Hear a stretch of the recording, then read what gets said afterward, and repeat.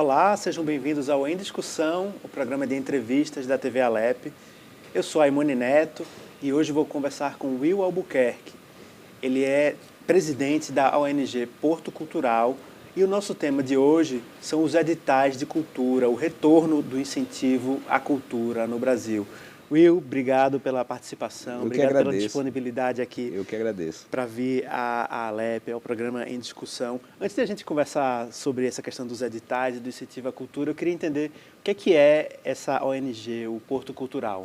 O Porto Cultural, somos uma ONG, né, de elaboração de projetos, produção também de eventos culturais e de captação de recursos. A gente elabora projetos tanto para cultura, como esporte, educação e cidadania. A gente entende que a cultura ela é transversal, ela atravessa tanto a saúde, como a educação, como o esporte, enfim.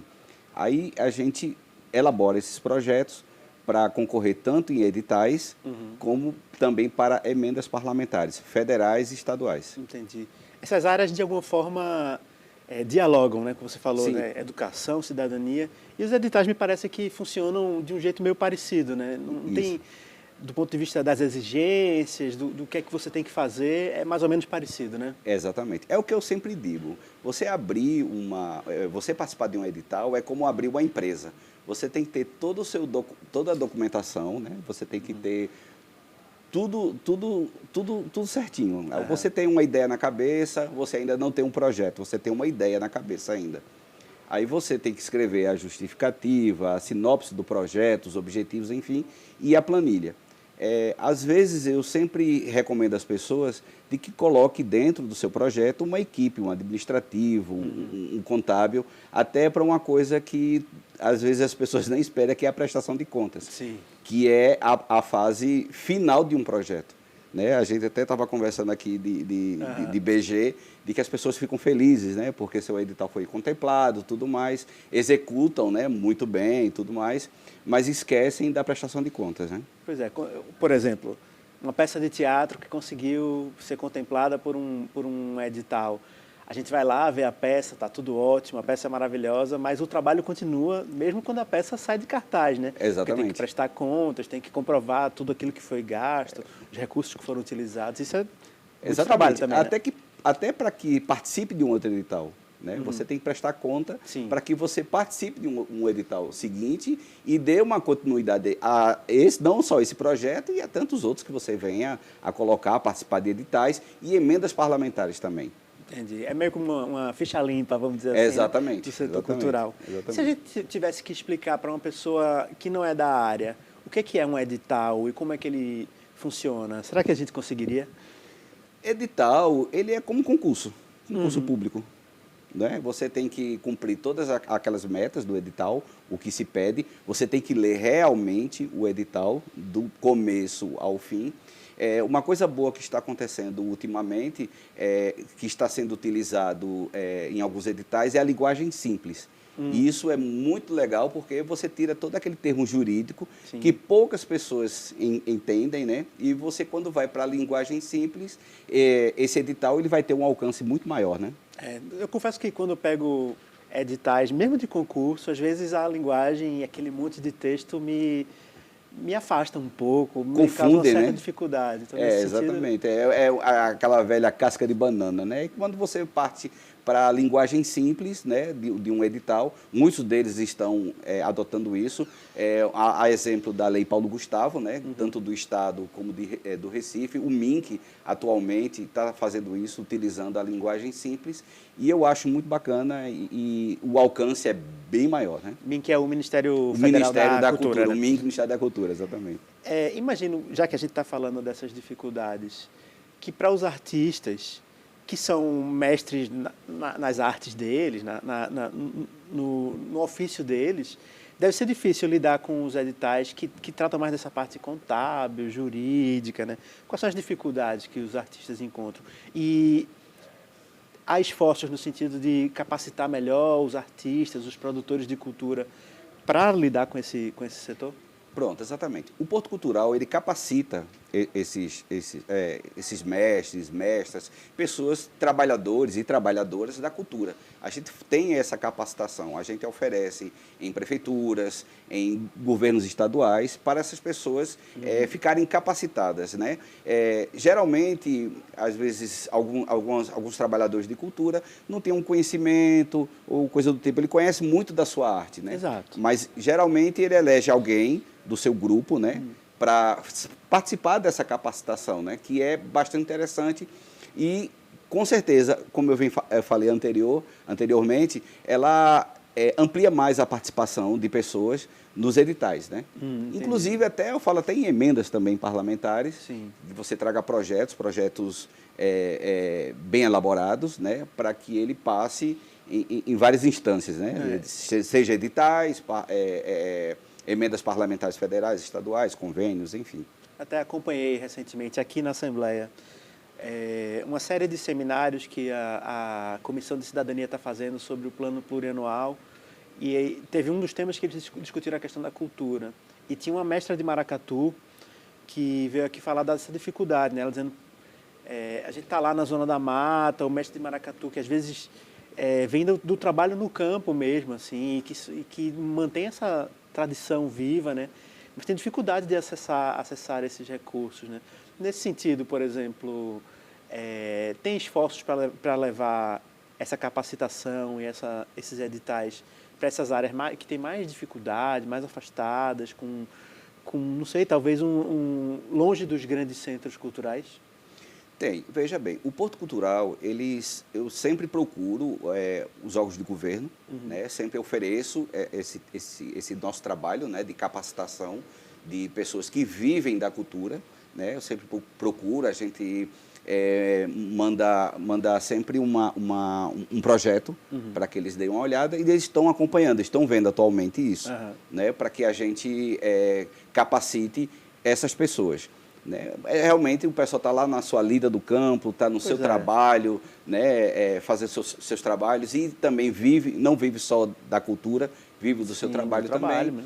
Aí a gente observou essa dificuldade e a gente, junto com o governo do estado, não só daqui, mas de outros estados, a gente procura e sempre manda para eles essa proposta da gente fazer esse trabalho em conjunto com eles. Porque como somos uma ONG, a gente não tem recursos.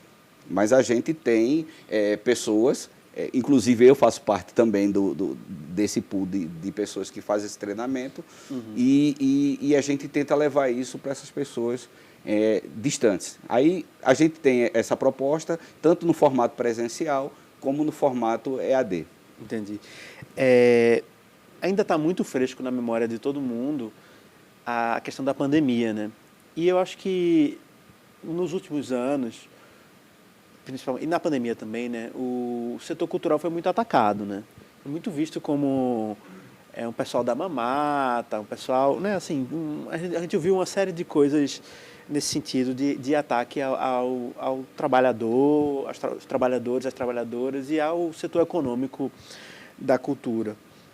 E eu fiquei com a impressão, muitas vezes, de que as pessoas não sabiam como funcionava, por exemplo, uma lei Rouanet, um edital de cultura, né? Assim, não tem noção desse lado que você traz para a gente, do trabalho, da fiscalização que há. Você acha que falta conhecimento, e eu digo não do artista, não do setor, mas do público em geral, da sociedade, de como funciona o setor da cultura, de como funciona o incentivo à cultura de modo geral? Falta conhecer melhor como isso funciona? Falta conhecer, sim. Foi distorcida aquela coisa de que o MINC ele dá dinheiro ao artista.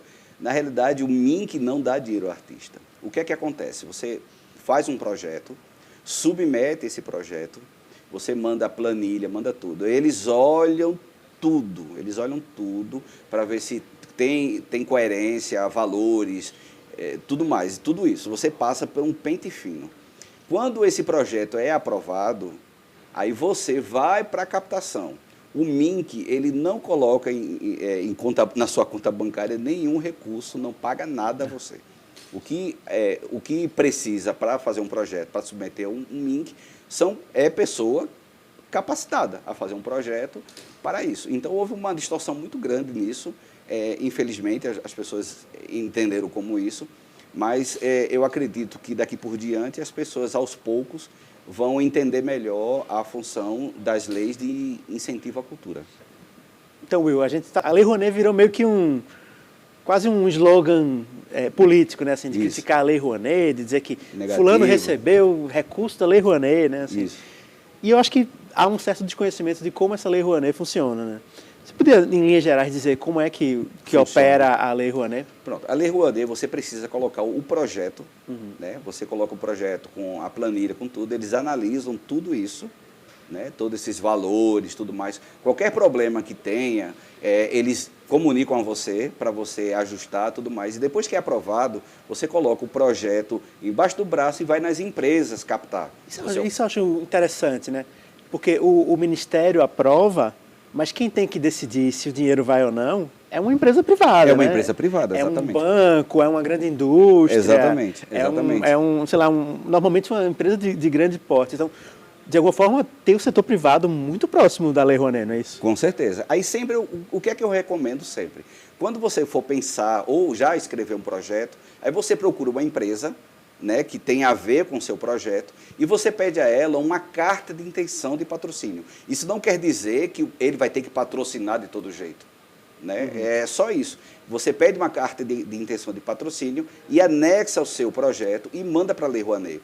Isso faz com que o projeto ele seja aprovado mais rapidamente, evidentemente, obedecendo todos aqueles critérios que a gente fala, né, de valores, de tudo. Isso é um facilitador para que você consiga uma aprovação mais rápida. Entendi. Seria como uma espécie de sinalização exatamente, de que o projeto é bom, de que ele vai ser bom para a comunidade, que ele vai ser legal, para a marca também, que você tem que pensar essas duas coisas. Para as pessoas e para as marcas também, que está patrocinando. Perfeito. A gente vai fazer um intervalo e no próximo bloco a gente continua falando um pouco sobre a cultura. E eu queria falar especificamente da retomada da cultura no pós-pandemia, mas a gente deixa isso para o próximo momento. Pode ser? Ok. Então a discussão faz um breve intervalo e daqui a pouco a gente volta.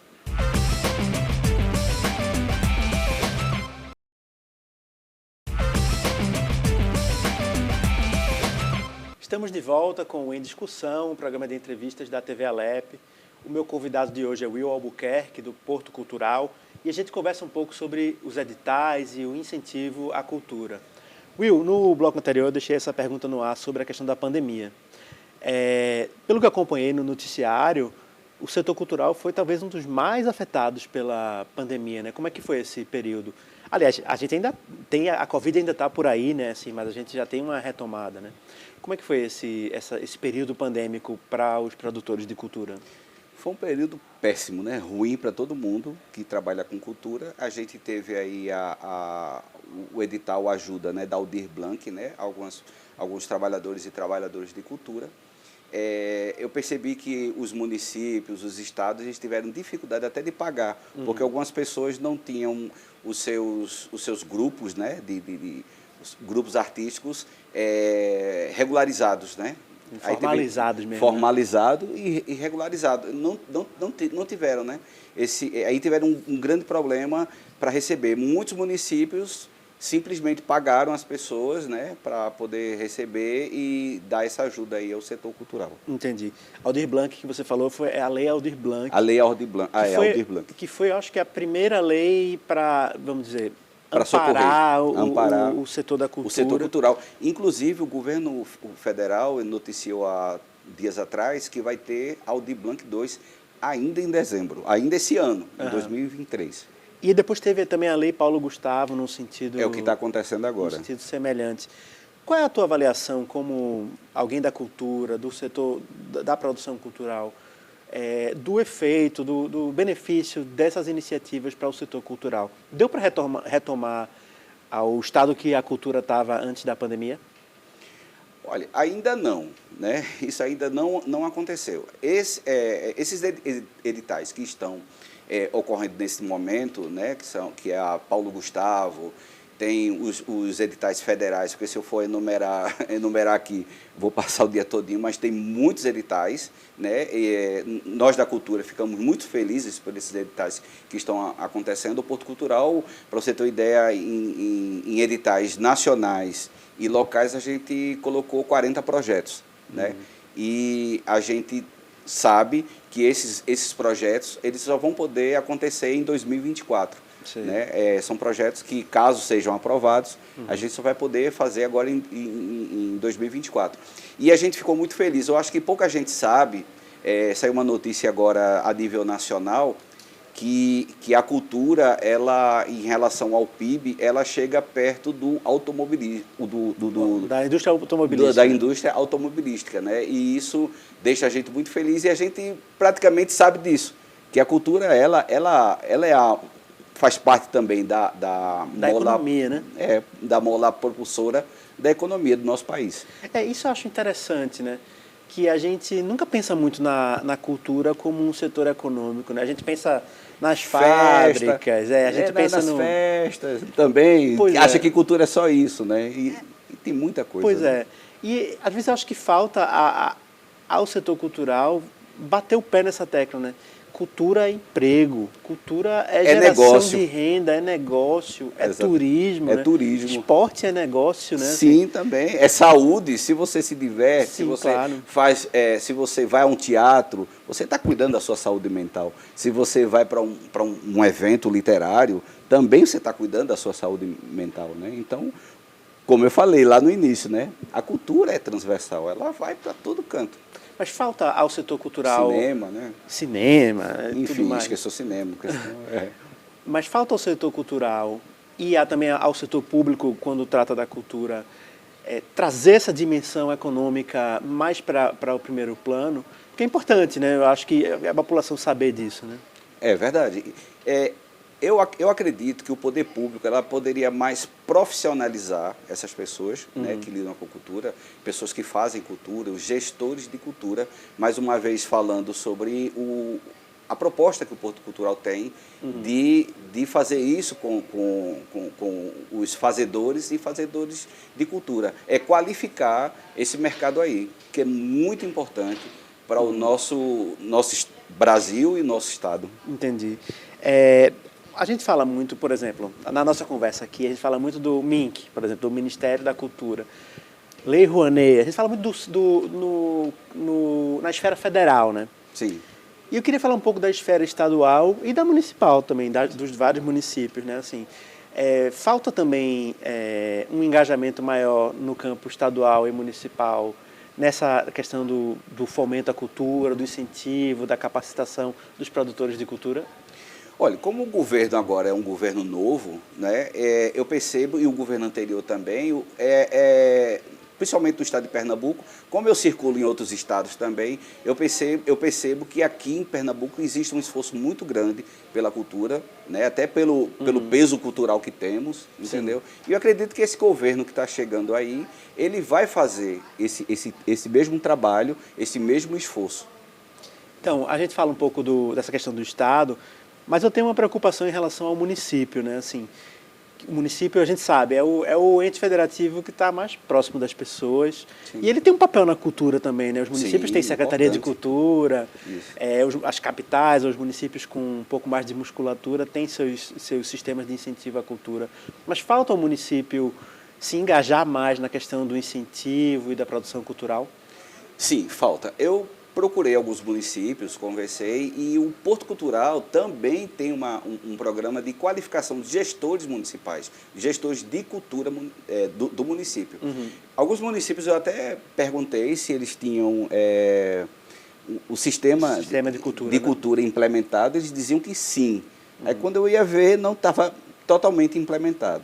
O sistema de cultura, ele ajuda você a receber recursos federais para investir na cultura. E até recurso também do Estado. Entendi. Mas muita gente, às vezes, por não conhecer, muitas vezes o prefeito escolhe uma pessoa que é para ser secretário de Cultura, que não é da área de cultura. Não é do ramo, né? Não é do ramo, não é um gestor, às vezes até uma pessoa da área de cultura, mas não é uma pessoa de gestão, que tem, que visualiza isso aí, entendeu? Aí a gente também tem essa proposta de fazer esse treinamento também de gestores municipais. Entendi.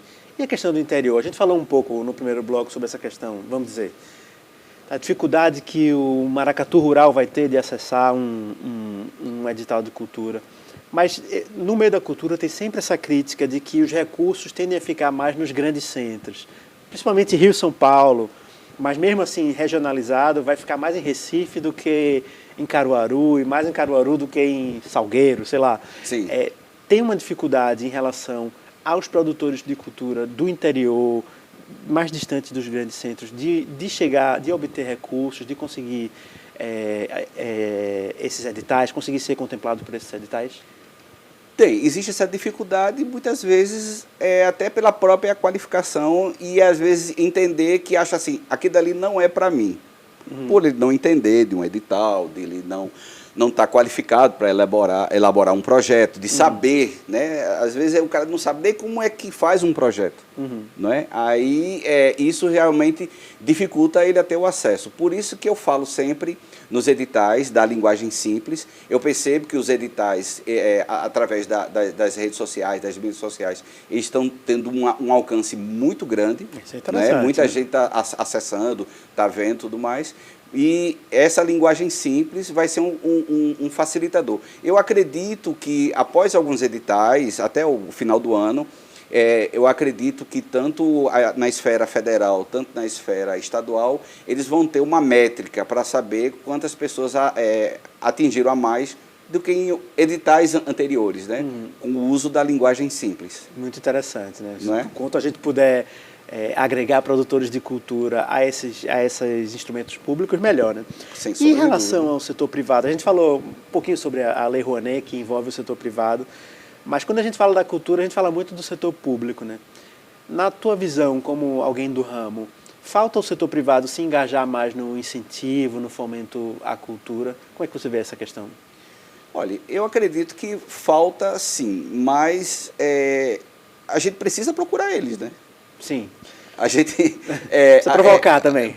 Provocar, exatamente. A gente, como eu falo, quando você idealiza algum projeto, existe a captação direta, que é aquele projeto que você leva para a empresa e pede para ela bancar, né? Ela custear todo o projeto. Existe aquela que você faz via MINC, que ela paga via incentivo, que para a empresa é melhor. Porque ao invés dela dar o dinheiro direto, ela faz via incentivo e ela também tem a exposição da marca dela. Então, sim, assim, sim. você sempre eu falo para todos os produtores, gestores, você sempre quando fizer algum projeto para o seu município, para o seu estado, enfim, para a sua cidade, você leve que o projeto ele seja de acordo com que a empresa patrocinada, que vai patrocinar, pense também. Entendi. Entendeu? Tem que ter valores em comum. Valores em comum. Tem que ter a ver com aquela marca, com aquele ramo onde aquela empresa atua, né? Para você não levar uma coisa, vamos lá, você fazer um projeto de contação de histórias para uma empresa de bebida alcoólica. Então não faz sentido. Não faz sentido nenhum. Aí você faz um projeto legal de contação de histórias, de tudo mais, aí você leva para uma marca de biscoito, uma marca de refrigerante, uma marca, enfim, de sucos. Aí você já leva diretamente para esse pessoal, evidentemente, para ter essa carta que eu falei lá no início, de intenção de patrocínio. Agora, o projeto ele tem que ser bem robusto, um projeto bacana, um projeto que você construa junto com eles. Entendi. Will, está perto do fim do nosso programa, da nossa conversa. Queria que você falasse, quem tiver interesse em conhecer o trabalho da ONG Porto Cultural, como é que faz para chegar até vocês? Você procura nossas redes sociais, estamos praticamente em todas elas, Porto Cultural, @Porto Cultural no Instagram, Você pode também acessar o LinkedIn também, está lá, Porto Cultural também. Uhum. Estamos em todas as plataformas, inclusive podcast, em tudo. Inclusive, de vez em quando até na TV Alep também, até na né? TV Alep agora, Will, obrigado pela participação, obrigado pela disponibilidade. Eu que agradeço a oportunidade. Obrigado por trazer as informações do setor cultural para a gente. E o que precisar, estamos aqui. Muito obrigado. O Em Discussão vai ficando por aqui. Muito obrigado por assistir e até a próxima edição.